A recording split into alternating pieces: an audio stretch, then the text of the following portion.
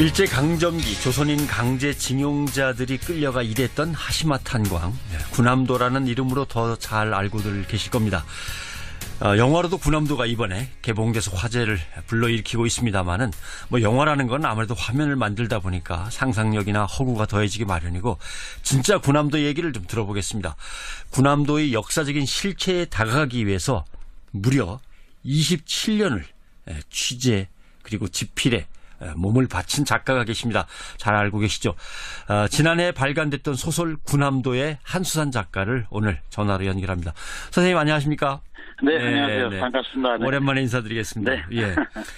제일 궁금했던 거는 27년 전 도쿄 고 서점에서 일본인 목사가 썼던 책이죠. 네, 맞습니다. 네, 네. 거기에서 충격을 받으시면서 이것을 이제 집필하겠다라고 마음먹으시던 그 순간 기억나십니까?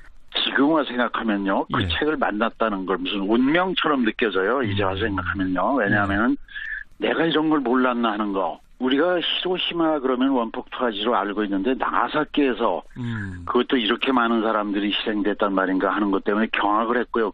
그때 또 특히 중요한 것은 실제 조선이니까 한국인이죠. 한국인 그 서정우 씨라는 분이 그 실제 피해 현장에 있던 분이에요. 그래서 그분과 함께 현장을 들어가게 되거든요. 그 군함도를요. 그래서 그분과 함께 섬을 돌면서 이제 여기서 뭘 했다, 여기서 뭘 했다, 여기에 뭐가 있었다 이런 걸 쭉 자세히 듣게 되죠. 사진을 찍으면 녹음을 하면서요. 그런데 이분들이 제 취재를 도와줬던 분들이 지금 살아계신 분이 한 분도 안 계세요. 그러니까 이건 운명적으로 그때 만나지 않았으면 지금은 써질 수 없는 소설이에요. 그러면 실제 만나셨던 피해자 서정우 씨 지금 이건 이미 세상을 떠나셨다는 거죠? 책이 나와서 제가 한국 책을 들고 갔더니 2년 전에 돌아가셨다 그래서 1년 반 좀 2년 다 된 때 돌아가셨다 그래서 참 안타까웠죠. 네. 가장 기억에 남는 이야기나 사연은 어떤 거였습니까? 서 선생님. 참 그 많은 게 있습니다만 배고프다는 얘기를 그렇게 많이 하셨어요. 그게 제일 안타깝죠. 왜냐하면 징용공 그러면은 나이가 든 사람으로 생각하는 하도 요새 징용 피해자들이 연세 드신 분들, 90세가 되는 분들이 되게 할아버지들을 뵙게 되니까. 네, 영상에 나오니까 할아버지들이 끌려갔었나 이런 아이들이 있어요. 근데 이게 19살, 20살들이 끌려갔거든요. 그 혈기왕성할 때 배가 고팠다는 것처럼 비극이 없죠. 근데 어느 날 이렇게 방파제를 걷다가 한생 여기 좀 앉읍시다. 그래. 여기서 앉아서 이렇게 보는데 저를 가리키면서 저쪽이 조선이다. 내 고향이 저기에 있다. 근데 여기서 너무 힘들고 배고프고 일이 힘들고 뭐 잠도 못 자고 벌레들이 깨물리면서 그 열악한 환경이 있었거든요. 그래서 죽으려고 몇 번이나 여기 이 방파제에 섰었다 하면서 바닷속을 가리키는 거예요. 쭉 듣고 있는데 저도 모르게 눈물이 쭉쭉 흐르죠. 그때 그 쓰라린 마음들 전 잊혀지지가 않죠. 그리고 그러면서 결심을 하게 되죠. 그 저쪽이 조선이다, 저기가 내 고향이다 하는 이 장면만 내가 소설을 쓸 때 첫 장면을 꼭 넣으리라. 그래서 이번에 개정판이 나온 그 소설 군함도까지 첫 장면 완전히 그 얘기였습니다. 저쪽이 고향이다, 저쪽이 조선이다 하는 얘기를요.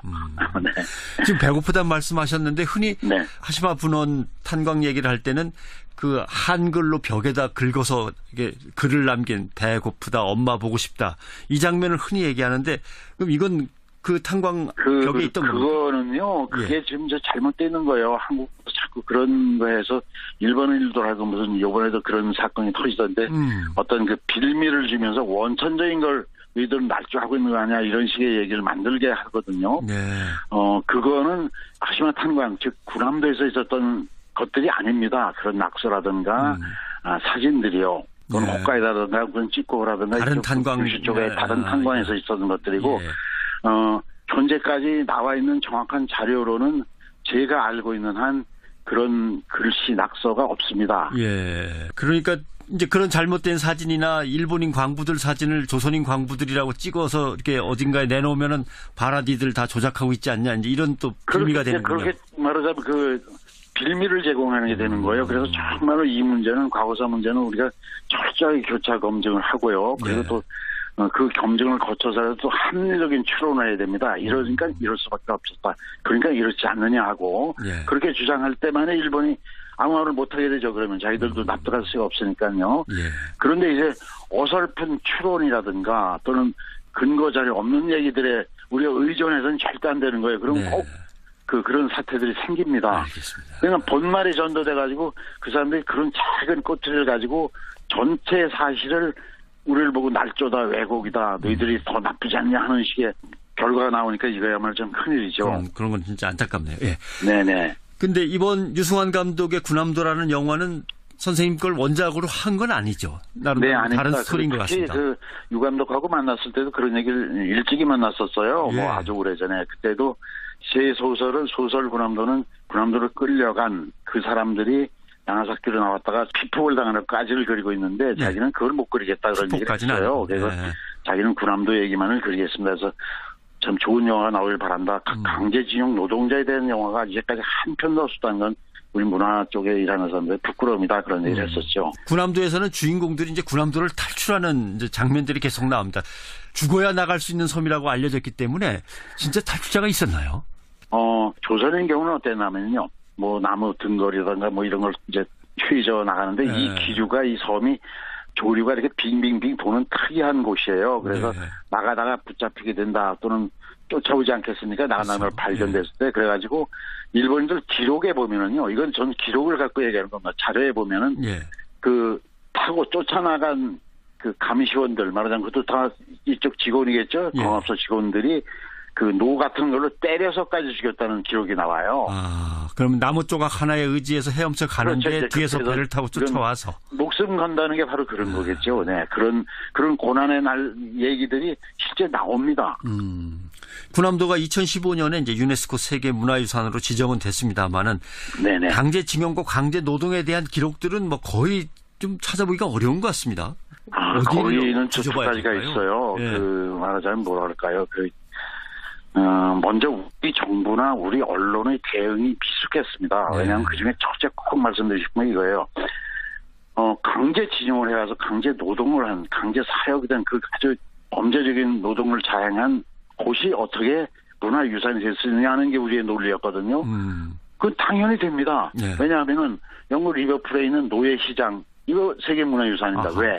인류가 저지른 이 범죄적 문제는 후대에게 알려야 한다. 그래서 그 문화유산을 지정하는 거예요. 야만의 증거군요. 그럼요. 네.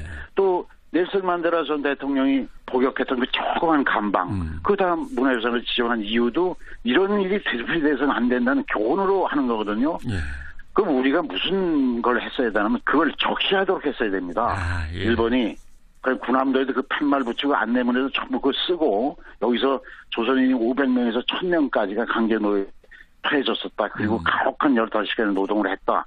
하는 걸 적도록 했어야죠. 근데 이건 뒤로 미룬 채 지금까지도 자꾸 언론이나 정부 차원에서 강제 노역을 한 거기가 어떻게 문화유산이 되느냐 하는 건 이건 우리의 작전 아주 거대한 건 아주 믿습니다. 군함도에다 침략과 만행이라는 그걸 딱지를 붙여야 되는데 그쪽으로 했어야 되는데 그래서 지금 그 관광객들이 들어가면 해설한다는 것이 여기가 낙원이었다 그러고 있거든요.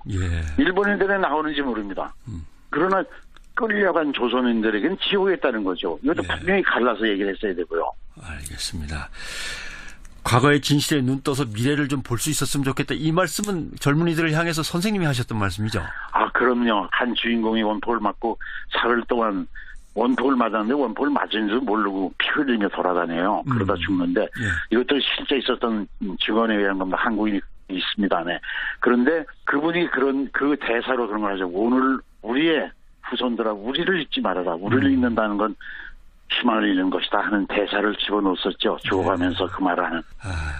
저는 그 나가사키 피폭 현장에서 막 죽어가는 사람을 어떻게든 병원으로 막 옮기다가 갑자기 조선말로 물 좀 주세요라고 하면 조선인이라고 그냥 버려버리는 그 장면.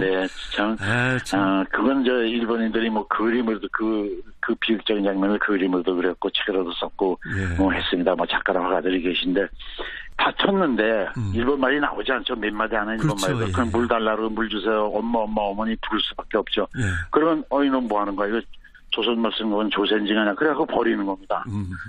그랬는데 오래 자료를 뒤다 보니까 놀라운 걸 발견하게 되죠. 미쓰비시 조선소의 그 부장급 간부가 쓴 증언집의 증언서에 보면은 그 징용을 간 한국인들은 어떻게 했느냐. 그 일본인들을 이제 다니면서 구출하고 들거서 실어 나르고 뭐 주먹밥을 나눠주고 하면서 그 얘기를 쭉 노고를 썼어요. 그 간부가요. 그래놓고 맨 끝에 가서 딱 세 줄이 그런 게 나옵니다. 주도적으로 구조에 나섰던 젊은 조선징용공 제군들의 활약을 잊을 수는 없어요. 하는 감사의 말을 달아요. 딱 세 줄을요. 그걸 보고 참 눈물이 울컥했었어요. 그냥 한국인은 조선인은 그때 간 사람들 인간의 길을 걸어갔다는 거죠. 그걸 그린 게 군함도라는 소설이라고 이해해 주시면 됩니다. 이번에 탄광에서 탈출해 나가는 이제 이야기가 군함도라는 영화로 만들어졌습니다만 지금 얘기한 원폭, 피폭 당시와 한국인들의 인간, 휴머니티를 살린 그 장면들은 나중에 한 번 더 유승환 감독 영화로 만들었으면 좋겠네요. 여러 감독이 좀 만들었으면 좋겠어요. 정말 잊지 말할 것은요. 이게 첫 영화입니다. 강제징용 노동자를 다룬. 이제까지 노동자를 다룬 영화 한 편도 없었어요. 본격적으로 다룬요. 일본이 뭐 이제 정부 차원에서 그러고 뭐 언론에서 뭐라고 이 영화를 뭐 비판하는 그런 기사들이 나오고 이제 하는 모양인데 매년에도 나오고 후년에도 나오고 10편, 100편 나올 때 이제 그 말을 못하게 됩니다. 다양한 방법으로 재현시켜야죠. 문화인들이 책무가 거기에 있는 거죠. 소설로, 영화로, 다큐멘터리로, 또 시로 뭐든지 막 나와야. 뮤지컬로도 나오고 연극도 하고 과거라는 게 사라진 것이 아니라 아직도 청산되지 않고 지금 여기 있지 않느냐 하고 분노하고 슬퍼하고 그 희생자가 됐던 분들에 대한 회원이 그 원한을 풀어줄 수 있는 무슨 길들을 자꾸 만들어가야죠. 그게 우리 후대가 해야 될 책무입니다. 알겠습니다. 그 말씀 깊이 간직하겠습니다. 아무튼 27년의 지난한 수고가 결국 이렇게 결실로 하나둘 맺어져서 정말 좋습니다. 소설 군함도의 작가 한수산 선생님이었습니다. 오늘 고맙습니다. 네, 고맙습니다. 그것도 이렇게 많은 사람들이 희생됐단 말인가 하는 것 때문에 경악을 했고요. 그때 또 특히 중요한 것은 실제 조선인, 그러니까 한국인이죠. 한국인 그 서정우 씨라는 분이 그 실제 피해 현장에 있던 분이에요. 그래서 그분과 함께 현장을 들어가게 되거든요. 그 군함도를요. 그래서 그분과 함께 섬을 돌면서 이제 여기서 뭘 했다, 여기서 뭘 했다, 여기에 뭐가 있었다 이런 걸 쭉 자세히 듣게 되죠. 사진을 찍으며 녹음을 하면서요. 그런데 이분들이 제 취재를 도와줬던 분들이 지금 살아계신 분이 한 분도 안 계세요. 그러니까 이건 일제강점기 조선인 강제징용자들이 끌려가 일했던 하시마 탄광, 군함도라는 이름으로 더 잘 알고들 계실 겁니다. 영화로도 군함도가 이번에 개봉돼서 화제를 불러일으키고 있습니다만은 뭐 영화라는 건 아무래도 화면을 만들다 보니까 상상력이나 허구가 더해지기 마련이고 진짜 군함도 얘기를 좀 들어보겠습니다. 군함도의 역사적인 실체에 다가가기 위해서 무려 27년을 취재 그리고 집필에 몸을 바친 작가가 계십니다. 잘 알고 계시죠? 지난해 발간됐던 소설 군함. 운명적으로 그때 만나지 않았으면 지금은 써질 수 없는 소설이에요. 그러면 실제 만나셨던 피해자 서정우 씨 지금 이건 이미 세상을 떠나셨다는 거죠? 책이 나와서 제가 한국 책을 들고 갔더니 2년 전에 돌아가셨다 그래서 1년 반 좀 2년 다 된 때 돌아가셨다 그래서 참 안타까웠죠. 가장 기억에 남는 이야기나 사연은 어떤 거였습니까? 서 선생님. 뭐 참 그 많은 게 있습니다만 배고프다는 얘기를 그렇게 많이 하셨어요. 그게 제일 안타깝죠. 왜냐하면 징용공 그러면은 나이가 든 사람으로 생각하는 하도. 군함도의 한수산 작가를 오늘 전화로 연결합니다. 선생님 안녕하십니까? 네, 안녕하세요. 반갑습니다. 오랜만에 인사드리겠습니다. 제일 궁금했던 거는 27년 전 도쿄 고 서점에서 일본인 목사가 썼던 책이죠. 네, 맞습니다. 거기에서 충격을 받으시면서 이것을 이제 집필하겠다라고 마음먹으시던 그 순간 기억나십니까? 지금 와서 생각하면요. 그 책을 만났다는 걸 무슨 운명처럼 느껴져요. 이제 와서 생각하면요. 왜냐하면 내가 이런 걸 몰랐나 하는 거. 우리가 히로시마 그러면 원폭 투하지로 알고 있는데 나가사키에서 징용 피해자들이 연세 드신 분들, 뭐 90세가 된 분들이 되게 할아버지들을 뵙게 되니까. 영상에 나오니까 할아버지들이 끌려갔었나 이런 아이들이 있어요. 근데 이게 19살, 20살들이 끌려갔거든요. 그 혈기왕성할 때 배가 고팠다는 것처럼 비극이 없죠. 근데 어느 날 이렇게 방파제를 걷다가 한생 여기 좀 앉읍시다. 그래 여기서 앉아서 이렇게 보는데 저를 가리키면서 저쪽이 조선이다. 내 고향이 저기에 있다. 근데 여기서 너무 힘들고 배고프고 일이 힘들고 뭐 잠도 못 자고 벌레들에 깨물리면서 그 열악한 환경이 있었거든요.